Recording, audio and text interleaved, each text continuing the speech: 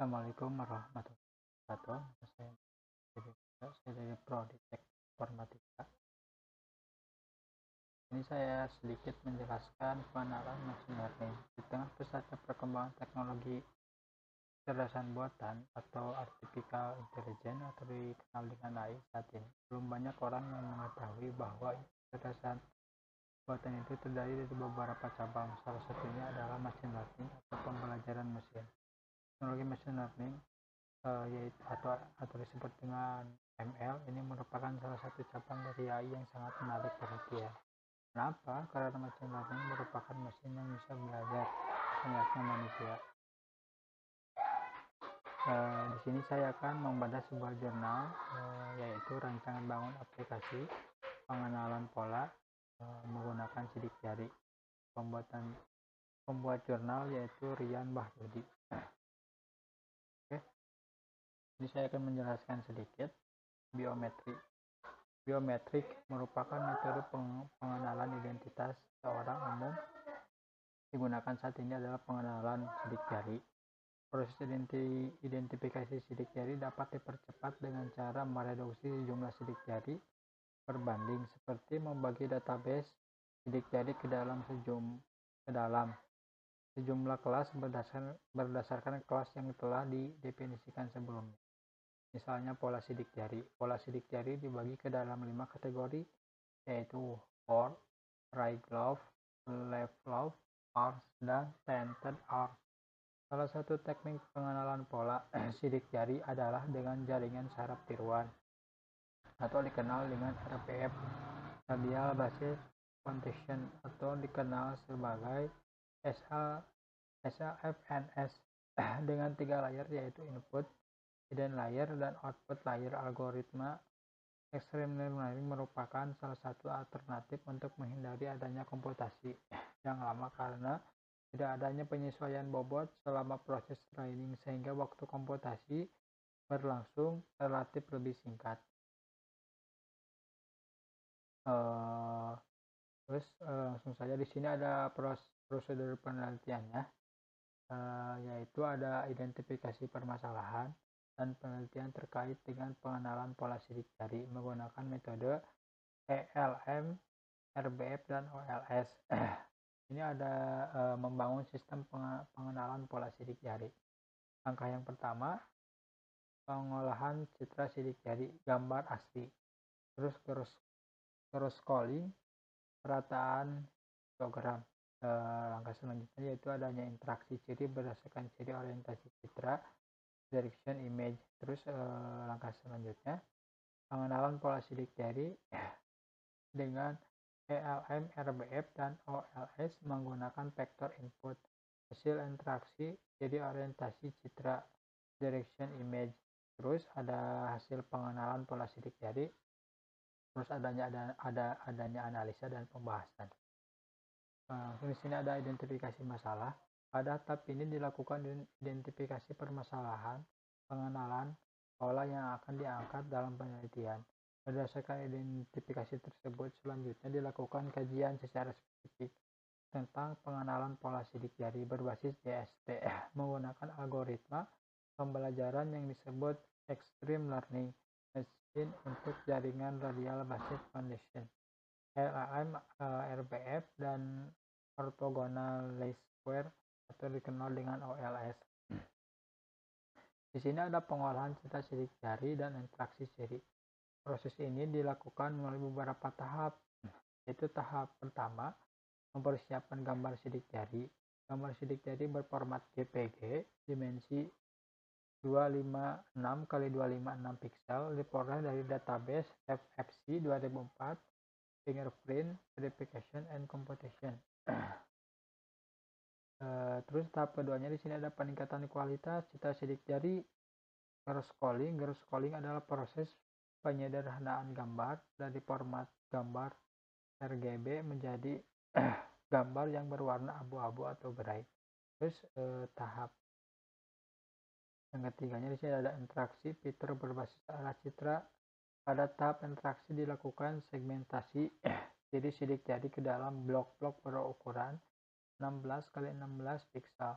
dan dihitung arah dominan dari setiap blok sehingga dihasilkan vektor berdimensi 1 kali 2, 5, 6 yang mempresentasikan ciri berupa sudut yang dibentuk dalam blok dan sektor dan vektor mewakili satu citra sidik jari.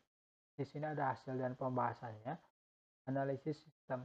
Identifikasi sidik jari menggunakan Extreme Learning Machine Radial Basis Function dengan OLS merupakan suatu aplikasi berbasis desktop yang berfungsi untuk mengidentifikasi pola suatu masukan citra sidik jari dengan membandingkan input citra sidik jari dengan database sidik jari yang telah tersimpan. Sistem terdiri dari dua tahapan, yaitu tahap pelatihan, training, dan tahap pengenalan ataupun testing. Di sini ada analisis, input, dan output. Pada tahap pengumpulan data didapat dua masukan, yaitu berupa data training dan data testing. Data-data tersebut maka dilakukan analisis data apa saja yang akan dimasukkan, yaitu adalah sebagai berikut, yaitu ada data training, data testing, dan data foto identitas. Terus di sini ada tampilan implementasi dari perancangan user interface yang telah dibuat sebelumnya, yaitu adalah seperti ini. Halaman depan. Halaman depan merupakan halaman yang pertama kali muncul saat user menjalankan program. Halaman ini dirancang agar user dapat mengakses dan memilih beberapa menu yang terdapat di dalamnya, yaitu menu identifikasi dan menu data terdiri dari data training, data identitas, dan data ekstraksi ciri sidik jari. Ini adalah implementasi dari pengenalan pola sidik jari. Terus di sini ada halaman pengenalan pola. Halaman ini diidentifikasi adalah halaman proses identifikasi pola sidik jari dilakukan. Pada halaman ini, user memasukkan citra yang diidentifikasi, kemudian sistem menampilkan hasilnya di halaman yang sama. Di sini ada pengenalan polanya. Pengenalan pola dan implementasinya seperti ini pada gambar ini. Di sini ada halaman data identitas. Halaman data identitas berfungsi sebagai halaman di mana user menambahkan, mengubah, atau menghapus data identitas pemilik sidik jari. Jadi di sini user dapat menambah ataupun menghapus pemilik sidik jari. Di sini ada halaman data training. Pada halaman ini dilakukan proses ekstraksi ciri sidik jari dan hasil ekstraksi ditampilkan dan dapat disimpan ke dalam database. Dan ini adalah contoh database-nya seperti ini. Terus di sini ada halaman data ciri. Halaman data ciri adalah halaman di mana user dapat melihat identitas pemilik sidik jari dan daftar citra sidik jarinya. Pada halaman ini juga dapat dilakukan penghapusan data ciri sidik jari. Ini ada pembahasan berdasarkan proses training dan testing yang telah dilakukan, maka dapat dibuat confusion matrix dari masing-masing proses tersebut. Berikut tabelnya adalah sebagai berikut. Di sini ada data persentasenya, yaitu menunjukkan 100%. Terus di sini ada tabel di atas menunjukkan bahwa hasil implementasi ELM-RBF dengan OLS pada proses training memiliki kemampuan pengenalan pola dengan total akurasi sebesar 100% untuk 4 kelas pola sidik jari. Di sini ada tabel yang kedua ya, yaitu presentasinya sekitar 50%, ada yang 80,3%, ada 50%, dan juga 50%. Hasil identifikasi pada tabel menunjukkan kemampuan identifikasi pola pada proses identifikasi testing, yaitu sebesar 60%. Pada tahap testing, jenis sidik jari yang paling sulit dikenali adalah tipe word, left, lobe, dan centered out dengan persentase keberhasilan sebesar 50%. Beberapa citra sidik jari yang tidak memuat area penting seperti posisi inti O dan delta menyebabkan pola sidik jari tidak dapat dikenali. Dari hasil training dan testing dapat dilihat kemampuan ELM-RBF dengan OLS dalam menentukan klasifikasi